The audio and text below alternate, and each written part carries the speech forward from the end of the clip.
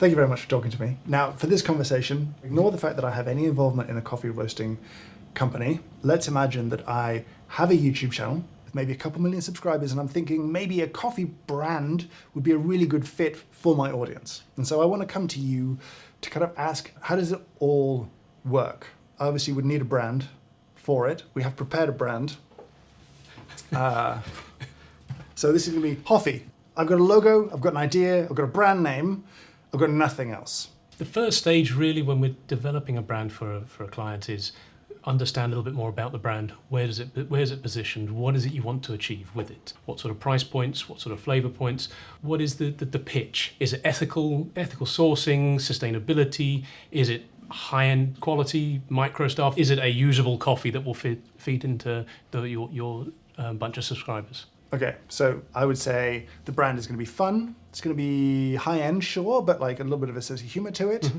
How do we create a product? Do I just say I want it to be coffees from these countries? Do I say I want it to taste like X? Like how does the actual creation of a product work? First stage is we invite the customer down here.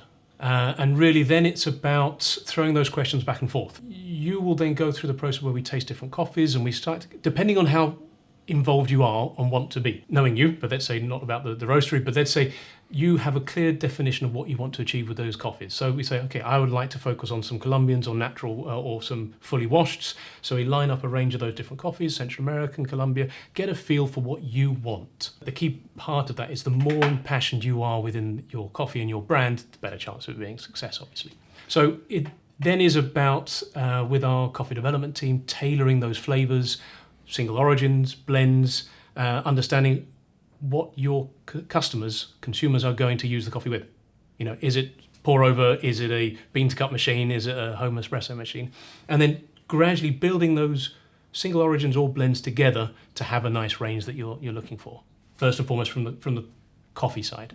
I get you. So let's just say I want to do a premium blend. Let's just call it that. It's the Hoffy premium blend. It's what we're going to create. Like, where are those raw coffees coming from? Am I picking from stuff that you have? Am I sort of saying, I want to buy coffee from over here? How does that selection happen? It's completely open. So it depends. We have a library of coffees. I mean, so we're sourcing somewhere between 200 and 250 types of green coffee. So we cover a lot. So there's a very fair high percentage chance that we will cover what you already need and want to do.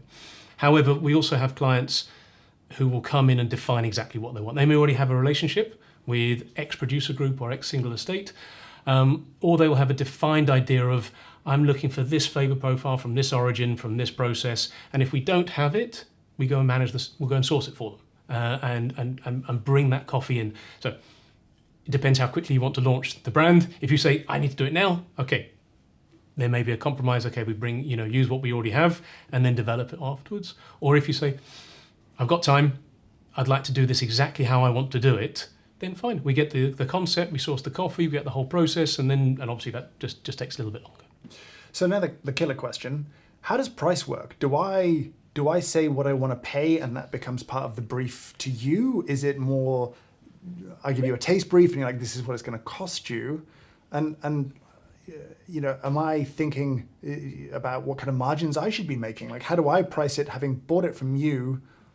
You know what I mean? Like, how does pricing typically work? So fundamentally, the way we look at it, I say we're just a manufacturer, so behind the scenes manufacturer. So my team will be analysing not just the coffee, but the packaging, the labour that goes into it, and they will build that product. So my team's role is to calculate how much it's going to cost to produce what you want. Now, of course, part of the brief is understanding where you want to position the brand and the pricing. So yes, price is always relevant.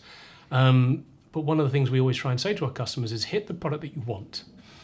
And then we try and drive the price to get it more and more competitive through volume and success. So if you restrict yourself from the beginning and you don't love the product, you're unlikely to drive it forward. So there is a balance point always. And really working on the price, a lot of it comes to scale. So we can start small, and that is a balance point between how much you're willing to commit versus getting the production efficiencies. But obviously, if it's a success and we're able to produce more consistency, then we can find ways to get that cost of production down. So I want a bag with my face on it. Yep. Custom bag. Do I have to go and source the packaging? No. You can do We that? can do the whole thing. So we're a facilitator. You let us know what you want, and we'll go and manage it. Now, again, you're in control of the process. You own the facility, basically. So my team just execute your instructions. Now, you can define how far you want to go. I with the coffee, also with the packaging. So we'll go and do fully bespoke, and we can go and get the artwork. We can have a design team that can help you do the artwork. And we can source a bespoke piece of packaging, labels, etc. Or you say, I just do me a label quickly, easily, and I can do a label. We can do a label within the next couple of days. You sign off to the artwork, and it gets on a generic bag and a label. So everything is available to you. Minimum orders. How much coffee do I have to commit to build my own brand with a sort of service like yours? Our minimum order of any piece of coffee is 10 kilos only, Okay. which is obviously tiny. The cost of producing that will obviously be relatively high because of the small runs and to do that. But each type of product will have a different MOQ. So for example, if we're going all the way to Nespresso capsules, we have a higher MOQ, or coffee bags, or if you wanted to be running on a machine pack line, then there's a slightly higher MOQ based on that. So each product line and pricing model we build for each customer is dependent on what we're going to run. So for some customers, in order to hit certain pricing points, we have higher MOQs. We can do smaller, but again, the price, it's a matrix to hit that final cost point. But to kick off, 10 kilos. If I want custom bags, there's going to be a minimum order at some point of like foil and packaging and stuff. So at what point is that a viable minimum yearly order? Let's call it that. Like, how much coffee would I need to buy to really have my own bags and have that work? That's through us, almost nothing. It really is. If you want that fully bespoke packaging, it'll be based on the packaging, not the coffee run. So, for example, if you wanted to, let's say, launching from scratch with Hoffy, and you've got the design, and we go for it, you can generally, the half sensible number is about 2,000 bags of stand-up pouches, for argument's sake. Now, again, still very expensive for the product or the packaging. And once you get to 5,000, 10,000, etc., then it starts to make sense commercially. But you can launch with 2,000 bags, and we'll do that together with you and find a way to make it work. Okay. And do I have to buy that packaging and send it to you? How does that? It's a little bit open-ended. What we say for new customers, so if someone we don't know, then quite often, because of that commitment, we're financing. So we'll probably ask you to cover the cost up front. However, once you're part of the business and we know there's a trading history and we have those relationships, we're also a bank. At any given time, we probably have somewhere between £4 to £5 million worth of packaging on our books. We enable our customers to try and focus on driving their business, which is selling more coffee. So the more we can enable them, they just have to pay for the finished good. Obviously, we're protected. We'll have an underwriting of that packaging. So if they don't use it, they change the brand, then obviously they'll have to pay for the packaging. But aside from that, we try and sort of manage it that way. Going back a little bit onto the sort of blend creation piece, Yeah. I'm curious how, when you've got, say, custom packaging, then I might have, say, my blend information on the packaging. And we've created a product based on taste and all those other things. I'm guessing that there's going to be some leeway in terms of the ingredients going into that blend over the course of that packaging run. Let's say I've committed to 5,000 bags, that the blend may be coffee from Colombia, from Guatemala, and from Brazil. Mm-hmm. But the individual lots may vary a little bit through the year, or would you kind of allocate that as a sort of fixed? It depends. It depends on exactly what you want to achieve. So we have customers who want a specific lot, and that specific lot, that specific producer group or farm or a single estate goes into that blend. In order to manage that, we have to then buy enough to cover them through 12 months or 6 months or whatever is the agreement, and then we tailor the agreement to what the customer wants. If they want the origins and they want the flavour profile, we've built direct relationships, sustainable sort of supply chains over 40 odd years. So we will manage that on a shipment by shipment basis. We'll buy from the same producer groups that we have done for more than a decade, and provide that security to our customers so that the cut profile never changes. It's an agricultural product, but pretty much that's our skill set to protect the brand and protect the quality of the coffee day in, day out. So, I mean, often they're chasing a sort of fixed cup profile product, and the ingredients aren't the kind of key to that. That's something that's on your head to kind of manage a little bit more. Yes. Yeah. Assume So risk you management. wouldn't- Yeah. You wouldn't need to tell me every single time there was a small tweak to the blend if the cup stayed the same. No, or if we don't change blends. So as you've now been around the factory, the team is almost operating on a paint by numbers. So we no longer produce products, we produce a code. So that code, that every blend will have a code. That raw material has to be managed in that, and so the team are only managing that. We don't change blends or anything. That's owned and run by you. So our job, if for whatever reason there is a ship sinks, the coffee can't get to it, we'll call the customer and say, right, we have an issue. Can we come on it from another angle? Do we go and source some other coffee? Our job is to cover the brand and come up with a solution for them. But things go wrong, of course, but we don't change things. We execute the instructions of the customer. But things can also go very right. If I suddenly sell 20,000 bags Yeah. of Hoffy from the launch, that's going to change inventories and expectations and projections, and that's all on you to manage. Yes, that's what we're here for. I mean, the beauty is, I think we're producing just over 1,000 brands.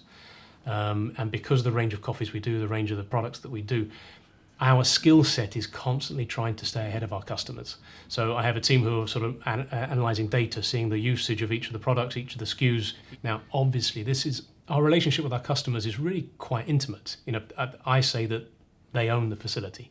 And so we are incredibly close with our customers. So if they see that your sales are growing quite quickly, higher than expected, then quite often they communicate to us saying, right, give you a heads up, I've sold double what I anticipated. Let's see what we can do to keep moving. And that's where myself and the team are trying to then react very quickly to support the customer, because we just want them just to keep selling coffee. That, at the end of the day, what drives our business is them selling and you selling coffee. Let's say we've got a product we like, and we've got packaging we like, and I've committed to buy 1,000 bags of this so I can sell them to my audience. Mm-hmm. How does the next stage work? Are you going to deliver that to my house, and it's going to be me in my bedroom kind of packaging coffee, putting it in an envelope, sending it out? Or, you know, for these kind of businesses, do I need to then find a space, like a little warehouse? It's all optional. So we see a lot of startups will try and do it from their bedroom. But very quickly, obviously you can't run a business and you're trying to do that yourself. So the classic solution today is to use a fulfillment center. In fact, we have our own, and so you're then asking someone to do the pick, packing, and shipping and the storage of your products. These days, it's pretty straightforward. It's a dedicated service. So our other business that you've seen, they follow again your instructions. So as your consumers and your subscribers order the product, whether it's a subscription service or just ad hoc e-commerce, those orders will run straight the way through the facility. They'll pick out the unit or the box or however you want it structured and ship through post office or DPD or one of the other couriers. So in terms of my upfront cost, I need to build a store. I would need to design a brand potentially and design a product and bring it to you. And there's a commitment to, say, packaging, and I might have to front some money for that. But apart from that, there's not a lot of upfront cost for this. No. Is that fair? Yes. So for the success of Hoffy, if it's so easy to do, I'm curious, what makes a successful brand then? That's a big question. And really what we have seen, and we're not experts, I describe as hairy-ass manufacturers behind the scene. But we get to see a lot of brands. And really, I would say that the clarity and the vision of the brand, what the owner of the brand is trying to achieve, and the ability to convey that message, tying all those elements in so the consumer knows very quickly what that product means to them. Again, that can be in any different segment, in any part of the market, but it's the clarity and the cleanliness of that message, I think, is paramount. And then, obviously, volume and aggression. Flat out, aggression within business still pays off, because as you drive that volume, you have the ability to reduce your cost. As you reduce the cost, then you have a bit of margin, and then you can reinvest it. So that is a big driver. If I want to sell Hoffy, am I going to look stupid for not having built a roastery and built a facility first in order to sell the brand effectively? I would say that not having a facility is a bonus, because many of the companies who you're looking to sell to are not going to want the cost associated with disassembling that, and they can manage the manufacturing outside it anyway. So quite often, and we've had these conversations where sometimes the private equity will actually discount the value of the asset itself against the brand as a negative. Obviously the roasting facility in the asset is fantastic for marketing, and that adds a huge value, but there does come a point where it becomes actually negative. And also don't forget, probably you're looking, if you do come to exit, you may look to sell to another roasting company already who want to add that brand to their portfolio, and therefore they're not interested in yet another facility. They'll just they'll buy that to get additional volume. What we have seen is, the barriers to entry, within every industry, but particularly, you can now buy a roaster for not a lot of money. Because the growth of the importing, specialty importers, you can buy a small amount of coffee. So your barrier to entry is relatively small, except when it comes to complex packing. And then suddenly gas flushing, capsule lines, the capsule line for us was a huge gamble and big investment for us. Still makes me nervous, but it's worked. But each one of those becomes a higher barrier, and that's where that spreading of that investment across multiple brands makes a lot of sense. Nice. And I guess once I have one brand and it works, to add more is, again, just super easy to just add more. Yes, you made a comment that what defines a good or successful brand, and really a lot of that comes down to the business acumen of the founder and owner. It's understanding how to use data, how to use e-commerce module, how to use sponsorship, etc., how to use marketing to get in front of the consumer, and that's a business skill set. Once you tap into that, and one of the comments, this idea of celebrity coffee is monetizing your access to a consumer, monetizing a image. And coffee is one of those now wonderful products that is enjoyed by many consumers. Why do you think so many? This is not. I'm just curious, actually. Why do you think coffee has been so popular for kind of celebrities generally to sort of build their own brands on? Coffee occupies a very interesting and emotional part of us. We start our day with it. For the last 30, 40 years, we have been also, marketing and brainwashing ourselves that you need a coffee to start the day. So your coffee becomes an integral part of your life and kickstarting that. So if a coffee brand can capture that space, you become quite loyal. We quite often joke with some of our customers that the value of having that bag of coffee on the kitchen counter is massive, because it's visual marketing space as well. So there's a mix. One, we love coffee. It's very cool. You and I have grown up together the last 20, 30 years working in this industry where coffee is now bigger than it's ever been, certainly in terms of eyes of the consumer. So that's fantastic. But it also has that an emotional and quite sort of physical space within our daily lives. Yeah. Have you seen a shift in the UK? Like, historically, celebrities endorsed existing coffee brands, but now I think we're seeing more, I could, instead of taking a short-term win for X amount of money, for not that much money up front, I could own the thing. Do you know what I mean? Yes. It seems like a shift in mindset. Have you seen much of that in the UK, or is it still mostly the US? The US is a very dramatically capitalist market, which is, in one sense, makes it so much more dynamic. But it is happening here. What I would say is that it depends on the individual. We have celebrities who come in and they want the whole thing. It's part of their passion project, and that's very cool. They fall in love with coffee. They fall in love with the supply chain. They fall in love with the producers. The whole thing, and that really becomes a passion project. It needs to be commercially viable, obviously, but it's driven by a passion.